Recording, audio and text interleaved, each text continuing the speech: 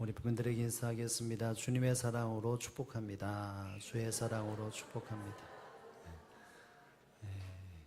오늘도 예배를 통하여 하나님이 경험되어지고 하나님의 은혜가 충만케 되어지는 예배가 되기를 주님의 이름으로 축복합니다.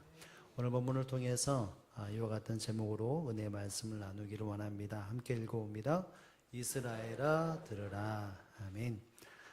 여러분 이 땅의 삶을 살아가면서 지혜로운 삶을 살아가고 에너지를 아끼고 시간을 아끼는 삶의 비법이 많이 있겠지만 그 중에 하나는 잘 들어야 한다는 것이죠.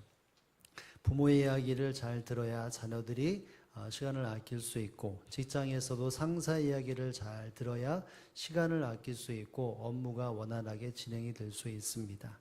예를 들어서 A라고 말했는데 B라고 이해한다면 그만큼 시간이나 에너지나 모든 것이 허비될 수밖에 없습니다. 그렇기 때문에 우리가 가장 근본적인 관계 또 인생을 살아가면서 중요한 것은 잘 들어야 한다는 것을 우리는 기억할 수 있어야 합니다.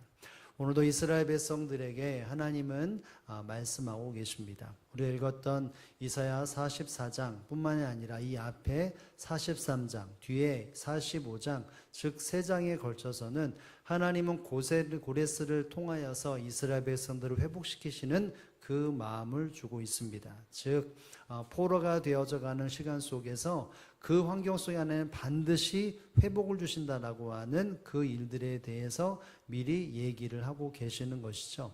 이스라엘 백성들이 하나님 앞에 불법을 행하고 또 불의를 행하고 하나님을 섬기지 못하여 결국은 멸망으로 나아가고 있지만, 그러나 때가 되면 그 멸망 가운데 하나님은 반드시 회복을 주시는 하나님이라는 것을 말하고 있습니다. 특별히 그 중간인 오늘 보면 44장 1절에서부터 말씀은 하나님은 이스라엘 백성들에게 마음을 가다듬고 너희는 들으라, 이스라엘아 들으라, 야곱아 들으라 라고 하는, 직접적으로 너희가 지금 나의 말을 청종해야 한다는 것을 가르치고 있죠. 우리 한번 44장 1절의 말씀을 다 함께 한번 읽어봅니다. 시작.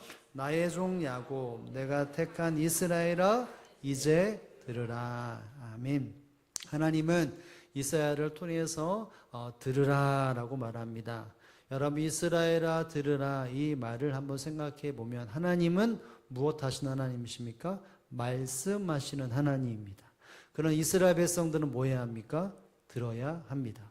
하나님과 이스라엘 백성들 관계 속에서 가장 기본적인 관계의 중요점은 바로 말씀을 들어야 되고 하나님의 음성을 들어야 이 땅에 하나님의 백성다움을 살아갈 수 있다는 것을 말하고 있습니다. 하나님은 언제나 말씀하시는 하나님입니다. 하나님 백성들에게 다가가시는 하나님이라는 것이죠. 말씀을 하지 않으시고 침묵으로 멀리 떨어져 계신 하나님이 아니라 때마다 시마다 그 모든 환경 속에서 하나님은 말씀하시는 하나님이야. 누구에게? 하나님의 택한 백성들에게, 절망하는 백성들에게, 소망을 품고 있는 사람 백성들에게 언제든지 하나님은 말씀하시는 하나님이기에 하나님 백성들은 세상의 소리도 들어야 되지만 근본적으로 하나님의 음성에 반응하는 존재가 되어져야 하고 들어야 합니다. 여러분 어떤 마음으로 하나님이 말씀하시고 어떤 마음으로 들어야 합니까? 오늘 2절의 말씀에 보면 이렇게 말하죠. 우리 2절의 말씀을 읽겠습니다. 너를 만들고 너를 모태에서 지어낸 너를 도와줄 여호와가 이같이 말하노라. 나의 종 야곱 내가 택한 여수르나 두려워하지 말라. 아멘.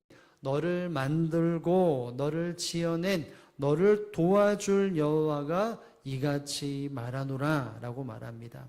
여러분 이 본문에서는 하나님은 그들을 창조하셨고 지으셨고 그들을 도우시는 하나님이 이렇게 말을 하니까 너희는 들으라고 말을 합니다.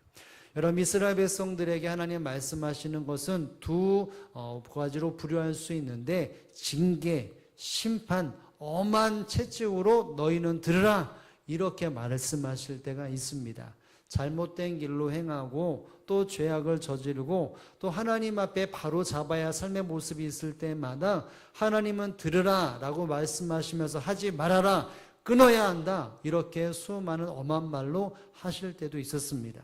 그런데 오늘 본문에는 그와 같은 심판의 말이 아니라 하나님이 어떤 하나님이라고 했습니까? 창조하신 하나님, 지으신 하나님, 너에게 도움을 주시는 하나님이라고 말하는 것을 보면 여러분 이 말씀은 하나님의 사람들에게 도움을 주시고 회복을 주시고 은혜를 주시고 사랑을 베푸시는 그 중심 속에서 이스라엘 백성들에게 들으라 이렇게 말하는 것임을 알아야 합니다.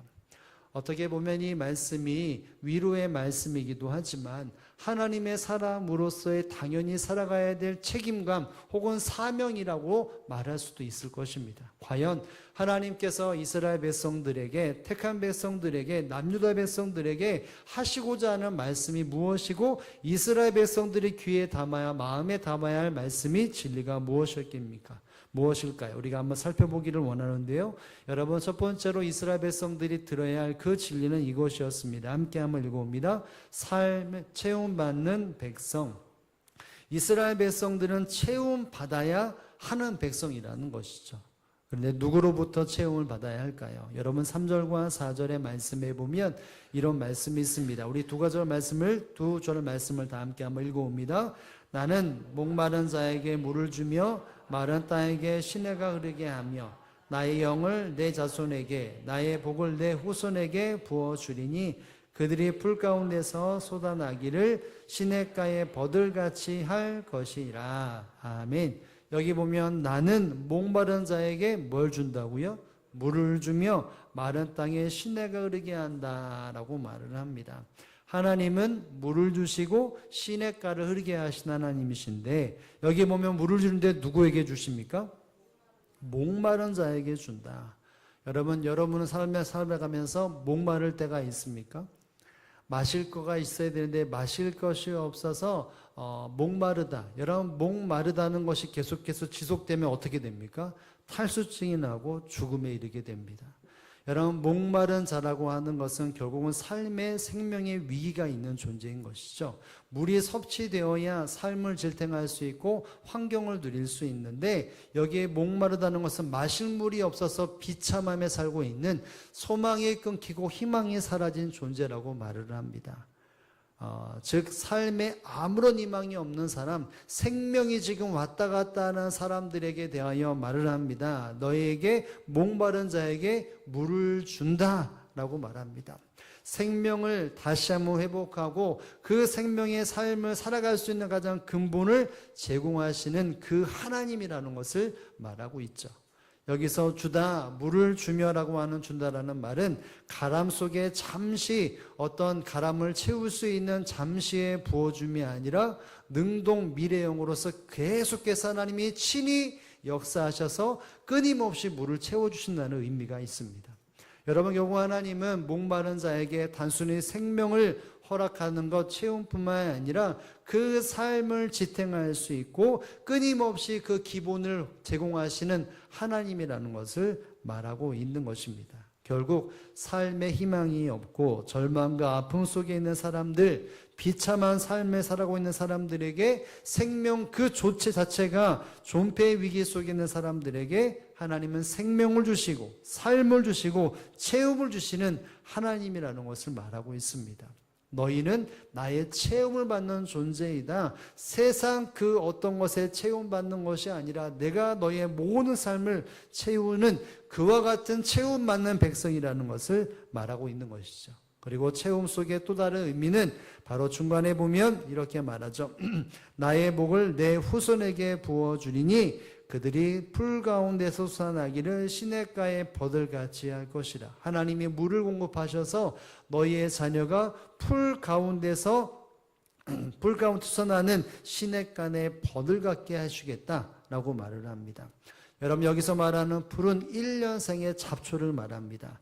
잠시 있다가 1년 되면 사그라드는 잡초인데 그 환경 속에서 시냇가에 버들같이 너희의 자녀를 번성하게 해주겠다, 채워주겠다고 말을 합니다.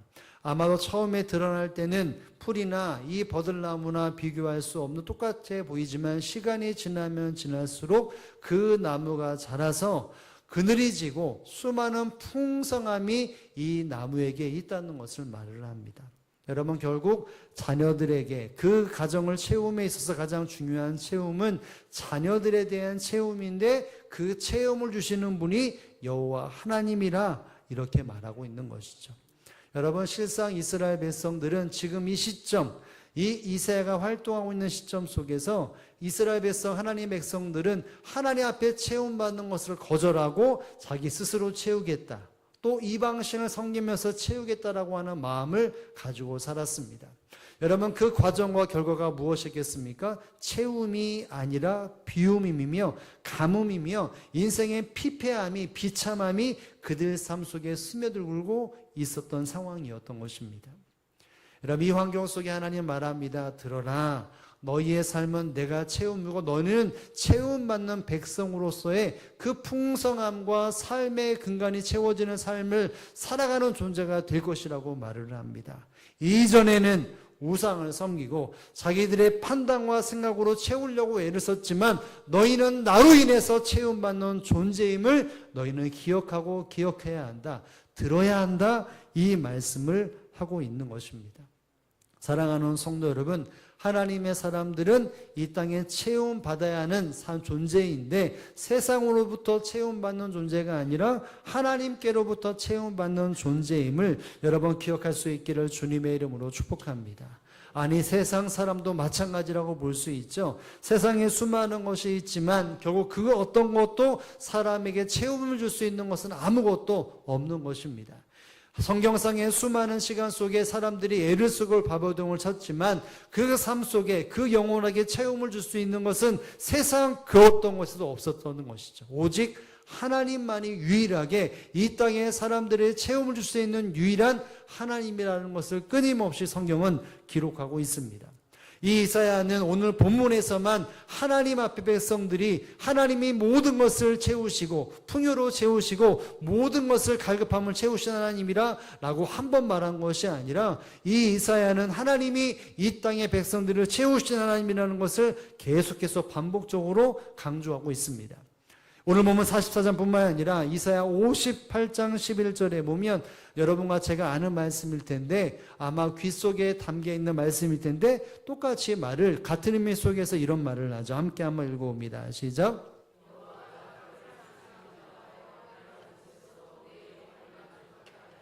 내 뼈를 견고하게 하리니 너는 물된 동산 같겠고 물이 끊어지지 아니하는 샘 같을 것이라. 아멘. 여호와가 너를 어떻게 인도한다고요? 항상 인도하시는 가운데 그들이 메마른 곳에서 영혼의 만족을 드리고 그 뼈가 견고하게 되어져서 결국은 너는 물된 동산 같겠고 라고 말을 합니다. 여러분, 동산에 물이 공급되지 않으면 그것은 동산이라고 말할 수 없고 허벌판이라고 말하고 민우산이라고 말할 수밖에 없습니다. 그런데 하나님이 그들을 항상 인도하여서 너희가 물된 동산 같겠다라고 말합니다. 물이 끊어지지 아니하는 샘 같을 것이라 라고 말을 합니다.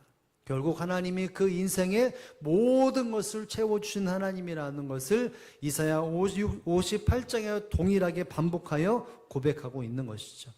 여러분, 이사야가 왜 이런 말을 합니까? 결국 이스라엘 백성, 택한 백성들의 채움은 오직 하나님께로부터 온다는 것을 말하고 있습니다. 예레미야에서 똑같이 말합니다. 너희의 심령은 물된 동산과 같겠고 이런 말을 예레미야와 동일하게 말을 합니다. 결국 이스라엘 모든 백성들의 삶, 이 땅에 생명을 가지고 있는 사람들의 채움은 하나님께로부터 온다는 것을 선지자들은 말하고 있는 것입니다. 사랑하는 성도 여러분, 이것을 들어야 할 말씀이라, 들어야 할 진리라고 하나님은 이사야를 통해서 이스라엘 백성들에게 말하고 있습니다. 이제는 더 이상 세상을 향하여서 채움받으려고 하지 말아라. 혹은 내 스스로의 감정과 생각과 판단과 기준을 가지고 너의 삶을 채우려고 하지 말아라. 왜? 그 채움은 채움이 아니기 때문인 것이죠. 공허함이 임하고 실패가 임하고 미래가 열리는 것이 아니라 닫히고 사랑하는 자녀들이 미래가 열리는 삶이 아니라 닫히는 삶을 살기 때문에 너희는 이 말을 들어야 한다. 너희는 나로 인해 채움받는 존재이고 내가 너희에게 유일하게 채움 줄 수 있는 유일한 존재라는 것을 너희는 듣고 기억하고 끊임없이 진리를 마음속에 새겨야 한다는 것을 말하고 있는 것입니다. 사랑하는 성도 여러분, 세상이 아무리 우리에게 책임을 줄 수 있다라고 그렇게 유혹한다 할지라도 믿음의 성도는 기억해야 합니다. 그 소리를 기억하고 듣는 것이 아니라 오직 여호와 하나님만이 우리의 갈증을 채우시고 우리의 자녀의 미래를 여시는 하나님이라는 사실을 여러분 믿으실 수 있기를 주님의 이름으로 축복을 드립니다. 세상은 순간순간 유혹합니다. 여러분이 아마도 이 시간 예배를 끝나고 주일을 마치고 집으로 돌아가거나 직장에 돌아가면 분명히 속삭일 것입니다. 내가 너에게 채움을 줄게. 너의 물질을 책임져 주고 너의 건강을 책임져 주고 너의 시간을 책임지고 너의 삶을 책임져 줄게 분명히 속삭일 것입니다. 여러분 그것에 넘어갔던 삶의 결과가 무엇입니까? 공허함이고 괴로움이고 아픔이며 눈물임이 아니겠습니까? 여러분 오직 하나님만이 우리의 영혼을 채우시는 하나님이라는 사실을 믿으실 수 있기를 주님의 이름으로 축복합니다. 세상이 아무리 화려한 빛으로 우리를 연합한다 할지라도 세상이 아무리 진리의 말인 것처럼 우리에게 속삭인다 할지라도 우리는 들어야 합니다. 오직 여호와 하나님만이 우리 영혼을 채우고 우리의 세움을 채우신 하나님이라는 사실을 믿으실 수 있기를 주님의 이름으로 축복을 드립니다. 세상은 말할 겁니다. 여러분에게 물질이 여러분의 삶에 채움을 줄 수 있는 존재라고. 여러분에게 말할 겁니다. 세상의 안락함이, 편안함이, 쉼이 우리의 인생에 쉼을 줄 거라고 분명히 말할 것입니다. 이와 같은 삶을 살아야 가정 안에 채움이 있을 것이고 이와 같은 삶의 방법을 체득해야만이 신앙의 채움이 있을 것이라 분명히 말할 것입니다. 여러분 그때마다 그것에 현혹되지 않는 삶을 살아가야 합니다. 여러분 물질이 우리의 삶 속에 분명히 필요합니다. 그런데 물질을 채움이 나의 지식과 나의 선택으로 나의 삶 속에 물질이 채워질까요? 내가 아무리 머리를 굴리고 내가 아무리 삶을 채운다도 물질이 내 안에 채움을 주겠습니까? 채워질 수 있을까요? 그러지 않습니다. 제가 어떤 제자를 만나서 결혼식에 가서 이야기를 나누었는데 공무원입니다. 그런데 자기가 월급을 얼마 받는지 이야기하면서 그 절반 이상을 약 한 70% 80%를 투자한다라고 말합니다. 뭔 투자냐라고 말할 때 멘탈이 강한 투자를 하고 있습니다. 이런 말을 합니다. 여러분 뭘까요? 멘탈이 강한 투자. 예, 그겁니다. 그걸 한다고 하더라고요. 목사님 제가 보니까요 멘탈이 강해야 돼요. 이런 말을 합니다. 왜냐하면 위아래로 폭이 어마어마하니까. 그러면서 미래를 위해 준비하면서도 나가는데 정신 차리고 너 교회 열심히 나가라고. 너 교회 안 다니고 있지 하면서 다시 교회로 나오라고. 갈 데 없으면 다시 회복했으면 다시 갈 데 없으면 우리 교회로 나오라고 그렇게 다우쳤는데 여러분 젊은 사람들이 다 그런 것 같습니다. 나의 인생의 체험을 하기 위해 수많은 것을 노력하는데 그 노력이 무엇이겠습니까? 내가 세상 방법으로 채운다는 것이죠. 내가 돈을 벌면 그렇게 대박치기 위해서 인생 뭐 있냐 한 번밖에 없는데 그렇게 체험받으려고 애를 쓰고 씁니다. 여러분 이 땅의 물질은 사람의 열심으로 채워진다면 이 땅에 가난한 사람은 아무도 없을 것입니다. 여러분 채움은 하나님께로 있다는 사실을 믿으시기를 주님의 이름으로 축복합니다. 여러분 물질은 세상에 하나님이 내게 맡기신 것입니다. 여러분 그리스도인의 물질관이 무엇입니까? 이것이 내 것이라고 말하지 아니하고 하나님이 내게 뭐하신 것? 맡기신 것이죠. 왜 주셨습니까? 하나님을 섬기고 하나님의 백성다움으로 살도록 하나님의 물질을 채워주십니다. 내가 하나님의 사람으로서 제 물질로 채움받는 것이 아니라 하나님으로부터 하나님께 채움받는 자가 된다라고 말할 때 그 체험을 받기 위하여 그 체험의 도구로 하나님은 물질을 우리에게 맡기시는 것이죠. 그런데 내 것이라고 말하고 내 것이라고 고집하면 결국 그것이 사라지고 맙니다. 시간도 마찬가지죠. 여러분이 여러분의 인생 속에 나의 인생은 이러이러한 시간이 있기를 계획하고 나아가지만 여러분 계획대로 된다면 여러분은 지금 편하게 쉬어 있어야 되지 않습니까? 시간도 많이 있어야 되고 여유도 많아야 되는데 여러분 결국 어느 순간에 더 바빠지고 더 신경 쓰고 더 허비되는 시간들이 많지 않습니까? 여러분 시간도 하나님께 온전히 맡기고 하나님의 채우심이 있을 때 그 시간 속에 하나님의 평안함을 누리고 사랑을 누릴 수가 있는 것입니다. 나의 가정도 하나님이 채우셔야만이 채워집니다.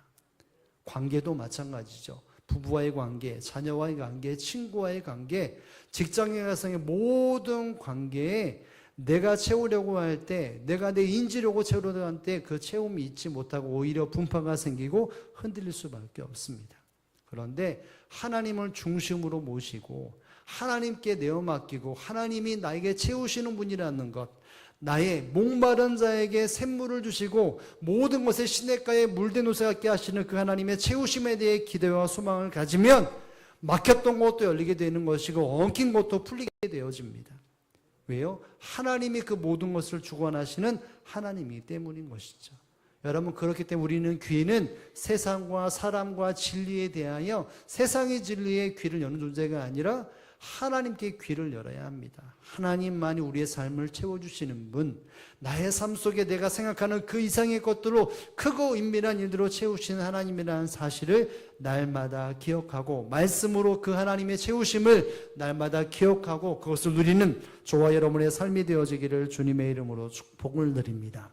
여러분의 두 번째는 이것입니다. 함께 한번 읽어봅니다. 두 번째는 이것입니다. 시작. 자랑하는 백성. 너희는 자랑하는 백성이 되어야 한다는 것이죠.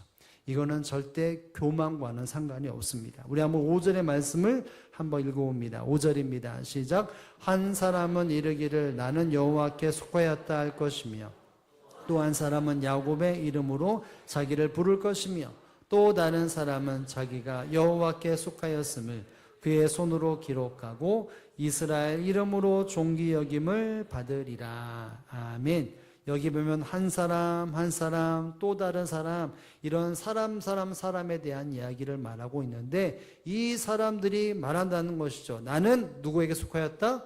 여호와께 속하였다. 야곱의 이름으로 자기를 부를 것이며 다른 사람은 자기가 여호와께 속하였음을 그의 손으로 기록하고 이스라엘 이름으로 존귀 여김을 받으리라. 여러분, 한 사람 한 사람들이 말한다고 합니다. 나는 여호와께 속하였다 할 것이다. 나는 야곱에게 속한 자이다. 이렇게 말한다고 말하는데 여러분, 이 문 속에서 난 하나님에 속했다는 말이 나는 하나님께 속했어, 이런 의미일까요? 나는 하나님께 속한 존재이다. 여러분, 전자일까 후자일까요? 후자입니다. 수많은 사람들에게 난 사람이 나는 여호와께 속하였다, 나는 야곱의 이름으로 내가 속한 존재가 되었다, 이렇게 말합니다. 나는 내 손에 여호와의 백성임을 내가 쓰고 다닌다, 이렇게 말하는 것이죠. 여러분, 본문에는 자연스럽게 흘러가듯 말하는 것 같지만 현대인의 성경에 보면 직접적으로 이렇게 기록이 됩니다. 한번 볼까요? 44장 5절을 제가 두 번째 본의 대진에 한번 읽어봐 주시기 바랍니다. 함께 읽어봅니다. 시작. 나는 하나님의 백성이다 하고 자랑스럽게 말할 것이며 또 어떤 사람들은 야곱의 이름으로 부르고 또 다른 사람들은 여호와의 백성이라는 말을 자기 팔에 새기며 이스라엘이란 이름을 자랑스럽게 부를 것이라. 아멘. 여러분, 여기 보면 물론 이스라엘 백성이라고 말할 때 아브라함의 혈통적인 속도 말하지만 여기에 한 사람이 하는 것을 초월하여 이방 사람들이, 이방 민족이 하나님의 백성이 되었기에 나는 여호와께 속한 자가 되었다, 이 말로 자랑한다는 것이죠. 그러다 보니까 세상 사람들이 똑같이 그 하나님의 백성 된 것을 존귀하게 여긴다, 자랑스럽게 그렇게 서로 주고받는다라고 말을 합니다. 여러분, 하나님께서 이스라엘 백성들아 들으라, 그 말은 무엇을 드립니까? 너희는 자랑하는 백성이 되어야 하는 것이죠. 누구를 자랑합니까? 나 자신을 자랑하는 것이 아니라 나를 하나님의 자녀 삼으시고 백성 삼으신 하나님을 자랑하는 것입니다. 일대지에 보면 하나님은 나를 돕는 자이고 채워주신 하나님이라는 그 하나님을 자랑하는 존재가 되어져야 한다는 것이죠. 세상 열방 가운데 내가 전능하신 하나님의 백성이 되고 하나님의 도우심 받는 존재가 되고 하나님으로부터 채움받는 존재가 됐다라고 하는 것을, 그것을 자랑하는 백성이 되어야 한다는 것이죠. 이전에는 다른 것을 자랑하고 다른 것을 의지했다면 이제는 그 일술 속에 하나님만을 자랑하고 하나님을 찬양하고 하나님을 높이는 그와 같은 자가 되어야 한다는 것이죠. 하나님이 인생 가운데 어떤 일을 행하셨는지, 어떤 구원을 받았는지, 어떻게 돌보셨는지, 어떻게 이장하셨는지, 인도하셨는지를 그 받은 것을 자랑하는 존재가 되어져야 한다는 것이죠. 나는 하나님의 자녀가 되었다, 나는 그리스도인이 되었다라고 자랑하는 존재가 되어져야 한다는 것입니다. 여러분 왜 이 말을 할까요? 여러분 그 자랑과 선포로 인해 하나님께서 그 백성들을 지켜주시고 보호하시고 역사해 주신다고 하는 약속이 그 안에 담겨 있기 때문인 것입니다. 아울러 이것은 선포입니다. 나는 하나님의 백성이라고 말을 할 때 그 말하는 만큼 이제는 우상 숭배하지 않고 내 것을 고집하지 않고 하나님만을 바라보며 의지한다라고 하는 그 고백이 담겨져 있는 것입니다. 여러분 결국 하나님의 사람들의 입술 속에 하나님의 백성됨을 자랑하는 존재가 되어줘야 합니다. 여러분 이사야가 수없이 자랑이라고 하는 단어를 이사야 이사야서를 통해서 수없이 말을 하고 있는데 이 자랑이라는 단어를 한 8번 사용을 합니다. 여기에 자랑은 사람들이 자기를 드러내는 자랑도 포함되어 있지만 그러나 그 안에 그것은 잘못된 자랑이며 진정한 자랑은 하나님과 연관되어지는 자랑을 이야기하고 있습니다. 44장 오늘 본문에도 드러나지만 그리고 45장에도 드러나고 61장에도 동일하게 하나님에 대한 자랑을 너희는 해야 한다라고 말을 합니다. 45장의 말씀을 한번 보기를 원하는데요. 45장 25절에 보면 이렇게 말합니다. 함께 한번 읽어볼까요? 시작. 이스라엘 자손은 다 여호와로 말미암아 의롭다함을 얻고 자랑하리라 하느니라. 아멘. 여러분 이스라엘 백성들이 어떤 존재야 합니까? 자랑하는 존재가 되어야 한다라고 말합니다. 이스라엘 자손은 다 여호와로 말미암아 의롭다함을 얻고 자랑하리라고 말합니다. 그들이 어떤 행위로 인해 자랑하는 것이 아니라 하나님께서 의롭다 하심을 주신 것에 대하여 자랑하는 존재가 되어야 한다는 것이죠. 하나님의 은혜, 하나님의 강권하심과 하나님의 국률함을 얻은 것에 대하여 하나님의 자녀됨, 하나님의 백성됨을 위하여 세상 앞에 자랑하는 존재가 되어져야 한다, 이렇게 말합니다. 결국 이스라엘 백성들은 자기 자신을 자랑하거나 세상 그 어떤 것을 자랑하는 것이 아니라 백성 삼으신 하나님을 자랑하고 하나님의 은혜를 자랑하는 존재가 되어져야 한다는 것을 이렇게 이사야는 우리에게 고백하고 있고 드러나라고 말하고 있는 것입니다. 사랑하는 성도 여러분, 하나님의 사람들은 결국 하나님을 드러내는 존재가 되어져야 합니다. 내가 하나님의 사람임을 드러내는 존재가 되어져야 합니다. 부끄러운 하나님의 사람이 아니라 당당한 하나님의 사람이어야 합니다. 하나님의 사람다운 삶을 선포하고 삶을 살아가야 합니다. 세상 사람으로 드러나는 것이 아니라 세상에 있지만 하나님께 속한 존재로서의 언행 있는 존재로 삶을 살아야 하는 것이죠. 그래야 그 삶에 끊임없는 채움이 임하고 끊임없는 도우심이 임한다는 사실을 믿으실 수 있기를 주님의 이름으로 축복합니다. 하나님은 하나님을 자랑하는 사람, 주님을 자랑하는 사람을 책임져 주심을 믿으시기를 주님의 이름으로 축복합니다. 여러분 사도 바울은 이 땅에 예수 그리스도를 경험하고 나서 어떤 삶을 살았습니까? 복음을 온전히 드러냈습니다. 여러분 복음은 예수님을 드러냈죠. 이 땅에 예수님이 누구인지를 당당하게 드러내는 자의 삶을 살았습니다. 여러분 로마서 1장 16절에 보면 그래서 이렇게 고백을 합니다. 함께 한번 읽어봅니다. 내가 복음을 부끄러워하지 아니하노니 이 복음은 모든 믿는 자들에게 구원을 주시는 하나님의 능력이 됩니다. 첫째는 또한은 하일라인 내게로다. 아멘. 사도 바울은 말합니다. 내가 복음을 부끄러워하지 아니한다 라고 말합니다. 나는 하나님의 백성 그리스도인이 된 것에 대해 나는 조금도 부끄러움이 없다는 것이죠. 오히려 이것이 자기의 자랑이라고 말합니다. 이 복음은 예수님 하나님의 능력이 되어져 유대인들에게, 헬라인에게, 이방민족들에게 생명을 주고 미래를 열고 그 천국을 허락하시는 이것이 능력이기 때문에 이것이 하나님이고 하나님의 사랑이기 때문에 주님이기 때문에 나는 절대로 복음을 부끄러워하지 않는다고 말을 합니다. 여러분 사도 바울은 어느 곳에 가든지 어느 위에 있든지 평안함이 있든지 고통 가운데 있든지 어려움 가운데 있든지 핍박이 있든지 이 사도 바울은 날마다 그리스도를 증언하는 자의 삶을 살았습니다. 나의 믿음은 부끄러움이 아니라는 것이죠. 내가 죽음을 당하더라도 내가 순교를 당하더라도 내가 목숨을 끊어지는 환경이 있더라도 나는 내 자랑은 오직 예수님 뿐이라 이런 고백을 하지 않습니까? 여러분 그래서 이 사도 바울이 사명을 감당하지 못하고 그의 삶이 무너지고 허원 시창처럼 버려진 삶을 살았습니까? 아니죠. 주님이 책임져 주셨습니다. 그의 전 인생을 책임져 주셨습니다. 사명을 감당하도록 채워주셨고 하늘의 수많은 상급을 쌓는 인생으로 그를 이끌어 가셨다는 것을 기억할 수 있어야 합니다. 여러분, 성도의 성도다움은 결국 하나님의 백성다움을 자랑할 때 주어지는 은혜라는 사실들을 믿으실 수 있기를 주님의 이름으로 축복합니다. 저와 여러분은 하나님을 자랑하는 존재가 되어져야 합니다. 저와 여러분은 이 땅에 나를 얼마나 주님이 사랑하셨는지, 나에게 어떤 은혜를 부어주는지 그것을 감격하며 나와 함께하는 사람들에게 하나님을 자랑하는 존재가 되어져야 합니다. 만약에 자랑하지 못한다, 둘 중에 하나죠. 경험하지 못했거나 경험에서도 부끄럽기 때문에. 내가 직장에서 내가 그리스도인입니다, 그것을 드러내지 못하는 이유는 내가 그와 같은 뜨거움의 체험이 없기 때문이거나 아니면 내가 예수님 믿는 것이 부끄럽기 때문인 것이죠. 내가 예수님 믿는다면 그 삶이 뒷받침 못되기 때문에, 그리스도의 가류이기 때문에 드러내지 못하는 것이죠. 여러분들 그것을 근데 뛰어넘어야 합니다. 여러분이 예수님 믿는 존재라는 것을 가정에서도 열매가 맺어져야 되고 특별히 직장에서도 그 열매가 드러나야 합니다. 여러분, 그래야 변화가 이루어지고 하나님의 은혜가 임하게 됩니다. 여러분 직장 가운데 하나님께서 여러분을 보내신 이유가 있다면 그곳에서 그리스도의 빛을 밝히고 그 직장이 하나님의 사업터가 되고 하나님의 영역이 되고 하나님의 나라가 되기 위해 보내셨다면 여러분 그것을 여러분은 자랑해야 합니다. 나는 그리스도임을 드러내야 합니다.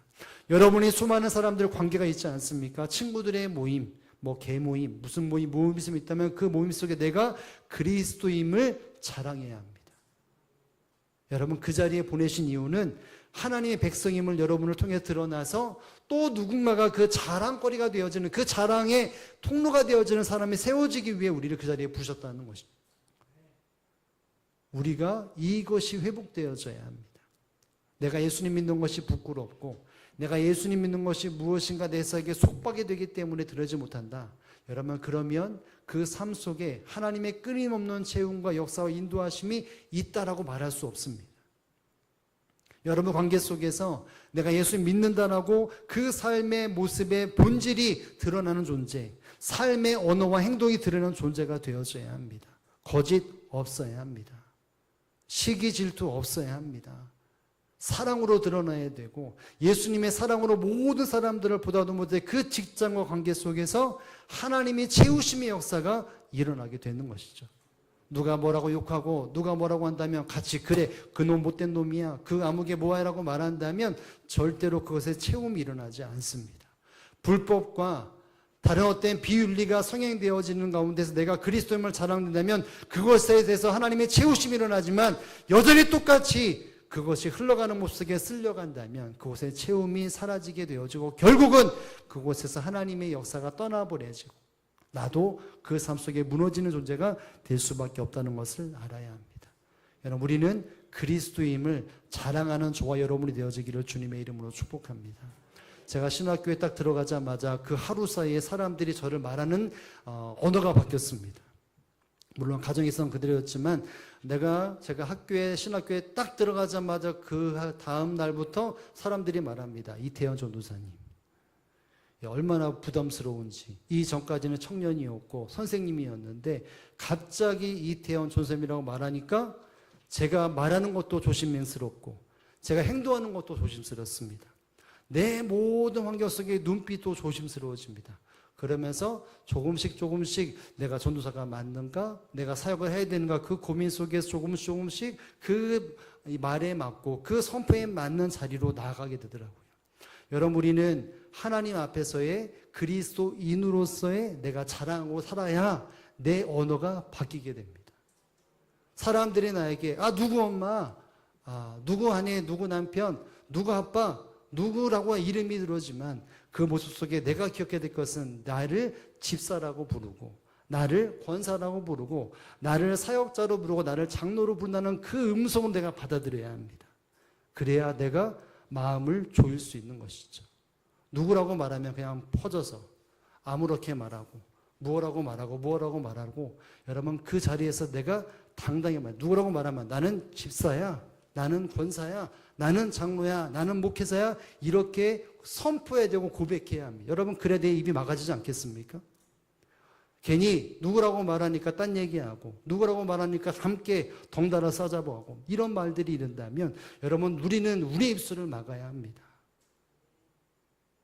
그러면 어떻게 해야 합니까? 그리스도를 자랑하는 존재가 되어져야 합니다. 하나님이 내게 이루었다라고 말하면서 하나님을 드러내는 존재가 되어져야 합니다. 내가 이루었다, 내가 성취했다, 내가 이뤘다라고 말하는 것이 아니라 하나님의 백성으로서 하나님이 나를 도와주셨고 나를 채워주셨다, 이것이 드러내는 존재가 되어져야 합니다. 이것을 듣지 못하고 닫아버리면 여러분 결국 세상에 똑같은 사람이 되어지고 결국 모든 것에 빈털터리의 삶을 살아갈 수밖에 없는 것이죠. 그러므로 사랑하는 성도 여러분, 저와 여러분의 삶 속에 이스라엘아 들으라, 누구야 들으라, 이 말을 여러분의 귀에 새길 수 있기를 주님의 이름으로 축복합니다.